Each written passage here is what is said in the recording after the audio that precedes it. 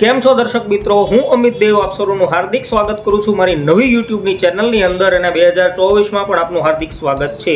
તો 2024ની અંદર હું આપની સમક્ષ એક નવી ગુજરાતી ચેનલ લઈને આવી રહ્યો છું, જેની અંદર આપણને આપણી માતૃભાષા અને આપણી પોતીકી ભાષાની અંદર બોલિવૂડ, હોલિવૂડ, ટોલિવૂડ કે કોઈ પણ પ્રકારના મૂવીઝ હોય જેને રિલેટેડ માહિતી, પોતાનું એનાઉન્સમેન્ટ, મૂવીનું કલેક્શન હોય કે XYZ કોઈ પણ વસ્તુ મૂવીને રિલેટેડ હોય એની હું આપની સમક્ષ ન્યૂઝ અને લાવતો રહીશ, અને એ પણ આપણી પોતાની ગુજરાતી ભાષાની અંદર।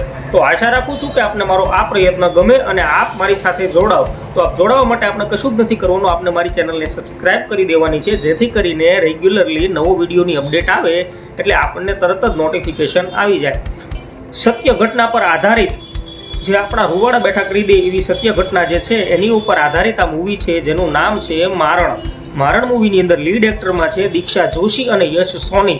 હા, આ બંને લીડ એક્ટિંગમાં કામ કરવાના છે અને એને ડાયરેક્ટ કરવાના છે અભિષેક જૈન। 2024ની અંદર આ મૂવી રિલીઝ થવાનું છે કે જે સેમ ટુ મને એમ થોડોક અંદાજ આવી રહ્યો છે કે આ મૂવી જાનકી બોડીવાલા, હિતેન કુમાર અને જીતુ કનોડિયાવાળું જે મૂવી હતું આપણે વર્ષ 2023નું સુપરહિટ અને હું માણસ નથી, રાક્ષસ છું, ગુજરાતી માસ્ટરપીસ કહી શકાય જે મૂવીને, એને રિલેટેડ થોડુંક મૂવી હોય એવું લાગી રહ્યું છે। એટલે એ ટાઈપનું મૂવી, કારણ કે આનું જે એક નાનું અમથું ટીઝર આપણે જોયેલું જે મિસિંગનું હતું, એમાં એક દીક્ષા જોશીને આ એક અંધારે કોઠીમાં પેક કરીને રાખે છે અને ટોર્ચર કરતો હોય એવા અમુક સીન હોઈ રહ્યા છે।